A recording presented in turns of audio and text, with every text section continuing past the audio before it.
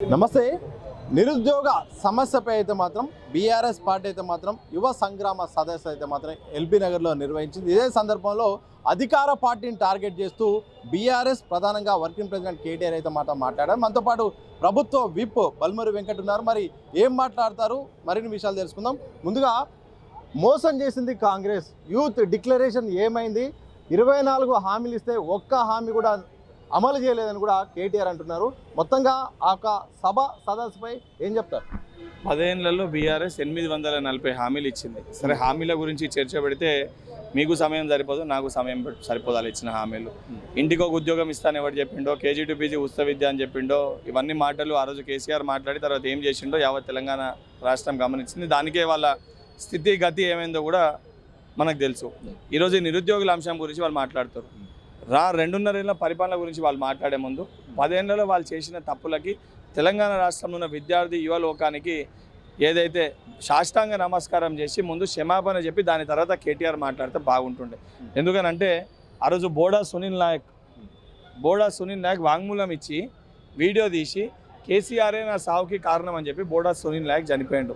ఈరోజు మాట్లాడే సిరిసిల్ల నియోజకవర్గంలో కేటీఆర్ పెద్ద మాటలు మాట్లాడుతుండు, పెద్ద మాటలు, పెద్ద సదస్సులు అని చెప్పి ఏర్పాటు చేసినాను అంటుండు. తాను సొంత నియోజకవర్గంలో వెంకటేష్ అని అదేవిధంగా నవీన్ అని చెప్పి 2 విద్యార్థులు ఆత్మహత్య చేసుకుంటే ఆ రోజు కేటీఆర్కి సోయి లేకుండా నేను అడుగుతున్నా. ఆ రోజు షాడో ముఖ్యమంత్రిగా మంత్రిగా తనుండే. దానితో పాటు ఏదైతే కౌశిక్ రెడ్డి ఈరోజు పిచ్చికుక్క లెక్క తాను కూడా ఒక నిరుద్యోగిని, తాను కూడా ఒక యువ నాయకుని అని చెప్పి ఏదో స్టంట్లు చేసే ప్రయత్నం చేస్తుండో. హుజరాబాద్ ఉప ఎన్నికల సమయంలో షబ్బీర్ అని చెప్పి ఒక యువకుడు ఇల్లందకుంట సిరిసేడు గ్రామంలో చనిపోవడం జరిగింది. మరి ఆ రోజు కౌశిక్ రెడ్డికి తన ఎమ్మెల్సీ పదవి ఎట్టు తెచ్చుకోవాలి బీఆర్ఎస్ పార్టీలో అనే సోయి ఉంది తప్ప మరి ఆ రోజు షబ్బీర్ ఇంటికి వెళ్ళే ప్రయత్నం చేసిండ. పాపం షబ్బీర్ చనిపోయిన 2 నెలలకి వాళ్ళ భార్య కూడా భర్త చనిపోయిందని చెప్పి ఆత్మహత్య చేసుకోవడం జరిగింది. ఆ కుటుంబం మొత్తం కూడా రోడ్డు పైన పడి ఆగమైంది. ఆఖరికి ఎన్నికల సమయంలో ప్రవళిక మీకు కూడా తెలుసు, మీరే ముందుగా వెళ్ళాడ కవర్ చేశారు. ప్రవళిక దీని కారణంగానే చనిపోతుందని సూసైడ్ లేఖ రాస్తే ఆ సూసైడ్ లేఖను కూడా తప్పించి వాళ్ళ తల్లిని వాళ్ళ తమ్మునితోటి తప్పుడు ప్రచారం చేసి దాన్ని వక్రీకరించే ప్రయత్నం చేశారు. ఇవి కేవలం కొన్ని ఎగ్జాంపుల్స్ వాళ్ళ హయాంలో జరిగినాయి. వాళ్ళ హయాంలో ఇంకేం జరిగిందని అంటే 10th క్లాస్ పేపర్ లీకేజ్ అయ్యి ఆ పేపర్ లీకేజ్ హరీష్ అని ఒక బాలూన్ పైన నెట్టేసే ప్రయత్నం చేస్తే న్యాయస్థానాన్ని ఆశ్రయించి మళ్ళీ ఆ బాలూన్కి ఆ రోజు ఉపశమనం మేము తీసుకొని వచ్చినాం. దానితో పాటు ఎంసెట్ పేపర్ లీకేజ్, గ్లోబల్ అయిన ఇంటర్మీడియట్ పేపర్ లీకేజ్ అయితే 28 మంది విద్యార్థులు ఆత్మహత్య చేసుకోరు. ఆఖరికి టీజీపీఎస్సీలో కూడా 16 పేపర్లు లీక్ అయితే 100 మంది విద్యార్థులు ఆత్మహత్య చేసుకోరు. అంతా జరిగినాక కూడా టీజీపీఎస్సీని ప్రక్షాళన చేసే సోయి వీళ్ళకి లేకుండే. ఇవన్నీ ఒక రకంగా పెడితే జియో 46 కానివ్వండి, రిలింక్వెష్మెంట్ కానివ్వండి, 317 కానివ్వండి, ఇలా అనేకమైన తుగ్లక్ నిర్ణయాలని ఆ రోజు వాళ్ళు తీసుకున్నారు.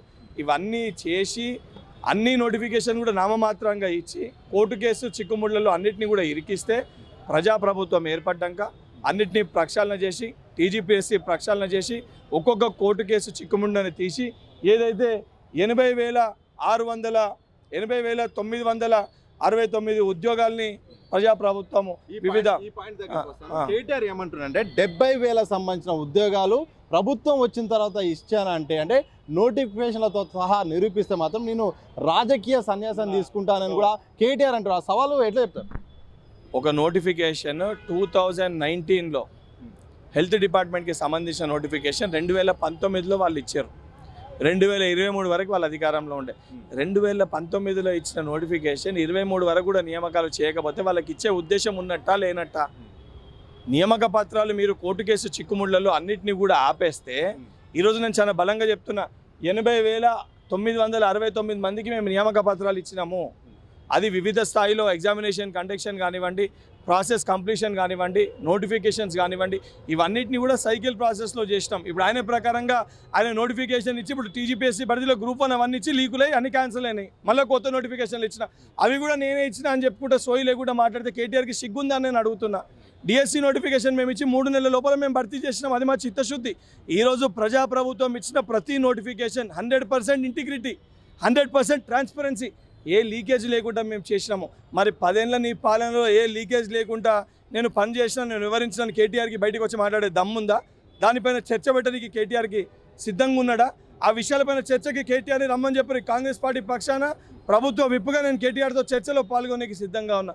ఇవన్నీ పక్కన పెట్టి 10 ఏళ్ళు రాబందులు లెక్క రాక్షసులు లెక్క పరిపాలించి ఏదో 2.5 ఏళ్ళు కాగానే రైతులు వస్తలేరు, మేము ధర్నాలకు పిలిస్తే మహిళలు వస్తలేరు, ఈరోజు విద్యార్థుల యువకులను రెచ్చగొట్టి రాజకీయ లబ్ధి పొందుదామని ఎన్ని డ్రామాలు ఆడినా డ్రామారావు. నీ మాటలు ఎవరు కూడా నిరుద్యోగులు నమ్మే పరిస్థితి లేదు. ఈరోజు సభ పైన మీ యువజన విభాగ అధ్యక్షుడు శంపీపూర్ రాజు, ఆయనకు 48 ఏళ్ళు ఉంటాయి. మీ విద్యార్థి విభాగ అధ్యక్షుడు యాదవ్ ఎవరు ఉన్నారు, ఆయనకు ఒక అదే చెప్తున్నా, ఆయనకు 40. వీళ్ళు ఏ రోజు కూడా ఇష్యూస్ పైన కొట్లాడిన వాళ్ళు కాదు. వీళ్ళు మేము ఇచ్చే నోటిఫికేషన్ కూడా న్యాయపరంగా కోర్టుకు వెళ్ళి క్యాన్సిల్ చేయించే ప్రయత్నం చేశారు, కానీ ఏ ఒక్క నోటిఫికేషన్ కూడా క్యాన్సిల్ కాలే. న్యాయస్థానం కూడా వీళ్ళకి మొట్టికాయలు వేసింది. ఈరోజు తెలంగాణ రాష్ట్రంలో ఉన్న నిరుద్యోగులందరూ కూడా మా పక్షాన ఉన్నారు. వీళ్ళేదో కొంతమంది వ్యక్తులను పెట్టుకొని నిరుద్యోగులలో ఇమేజ్ ఉన్న బల్మూరి వెంకట్నో, అద్దంకి దయాకర్నో, కోదండరామ్ గారినో, రియాజ్నో వీళ్ళని విమర్శించి వీళ్ళని తిడితే మాకేదో లబ్ధి పొందుతామనే ఆలోచన వీరు ఉన్నట్టున్నారు. తెలంగాణ రాష్ట్రంలో నిరుద్యోగులు ఎవరు వీళ్ళని నమ్మే పరిస్థితి లేదు. మా వలన కొద్దిగా ఆలస్యమైన మాట వాస్తవమే, మేము ఇచ్చిన హామీ కొద్దిగా ఆలస్యమైన మాట వాస్తవమే. దానికి కోర్టు కేసు చిక్కుముళ్ళు కానీ, ఎస్సీ వర్గీకరణ కానీ, బీసీ రిజర్వేషన్ కొన్ని అంశాల వలన ఆలస్యమైంది. తప్పనిసరిగా మేము ఇచ్చిన హామీలన్నింటినీ కూడా నిలబెట్టుకుంటాము. ప్రభుత్వంలో ఉన్న అన్ని ఖాళీలను కూడా భర్తీ చేయడానికి మేము సిద్ధంగా ఉన్నాము. కానీ నువ్వు ఏదైతే విద్యార్థులని రెచ్చగొట్టి మళ్ళీ వాళ్ళ ఆత్మహత్యలు చేసుకునే విధంగా రెచ్చగొట్టి వాళ్ళ ఆత్మహత్యలు చేసుకుంటే వాళ్ళ సావులపైన రాజకీయం చేసే ప్రయత్నం చేస్తే కేటీఆర్ నేను గుడ్డలు ఉడదీసి తెలంగాణ రాష్ట్రంకి వెళ్ళి తరిమి కొట్టే పరిస్థితి ఏర్పడుతుంది. నిరుద్యోగులు సదస్సులో మాట్లాడుతూ కూడా కాంగ్రెస్ ప్రభుత్వం మోసం చేసింది, నిరుద్యోగుల సమస్యలపై ప్రతిపక్షంలో ఉండి కోట్లాడి చాలామంది పదవులు పొందారు, కానీ మేము మాత్రం ఈరోజు పదవులు కనీసం జాబ్ నోటిఫికేషన్ చేసిన రోడ్డున పడ్డాము, ఇబ్బంది పడుతున్నామని నిరుద్యోగులు మాట్లాడుతున్నారు. వాళ్ళకేం చెప్తారు? తెలంగాణ రాష్ట్రంలో ఉన్న నిరుద్యోగ సోదరులు కూడా నేను విజ్ఞప్తి చేస్తున్నా. 10 ఏళ్ళు వారు పరిపాలించినప్పుడు ఎవరైతే ఈరోజు మాట్లాడే వ్యక్తులు మీ పైన అక్రమ కేసులు పెడితే మొన్న కూడా ప్రభుత్వం ఏర్పడ్డాక న్యాయపరంగా కేసులపైన కొట్లాడి తీపిచ్చింది ఎవరో మీరు ఒకసారి గమనించాలి. ఈ దొంగల మాటలు నమ్మితే వీళ్ళు అధికారంలో వచ్చేంత వరకు మిమ్మల్ని వాడుకుంటారు, అధికారంలోకి వచ్చినాక మిమ్మల్ని ఆగం చేస్తారు. కావాలని చెప్పని ఆ రోజు రిప్రజెంటేషన్లు ఇయ్యనీకి వెళ్తే కూడా కనీసము దగ్గరికి రాని అని వ్యక్తులు ఈరోజు మన గురించి మాట్లాడుతున్నారు అంటే వాళ్ళ స్వార్థ రాజకీయాల కోసమా నిజంగా మన ఇష్యూస్ పైన మాట్లాడుతారు? ఒకసారి నిరుద్యోగ సోదరులు ఆలోచించాలి. ఇది మీ ప్రభుత్వం, మీరు తెచ్చుకున్న ప్రభుత్వం, మీరు ఏర్పాటు చేసుకున్న ప్రభుత్వం. మీ ప్రతి సమస్యని పరిష్కరించే బాధ్యత ఈ ప్రభుత్వం పైన ఉంది. తప్పనిసరిగా పరిష్కరిస్తాము. అవన్నీ పెట్టుకొని రాబోయే ఎన్నికల్లో రిఫరెండంగా ఎన్నికల్లోకి వెళ్తాము. చివరిగా ఏం చెప్తారు? ఒకవైపు నిరుద్యోగులు మాకు ఉద్యోగాలు కావాలని కోరుకుంటారు, మరోవైపు బీఆర్ఎస్ ఇటు పోరాటం చేస్తుంది. అధికార పార్టీ మాత్రం ఏడాదికి 2 లక్షల ఉద్యోగాలు ఇస్తాను కూడా మోసం చేస్తుందన్న దానికి ఫుల్ క్లారిటీ ఏమి ఇస్తారు?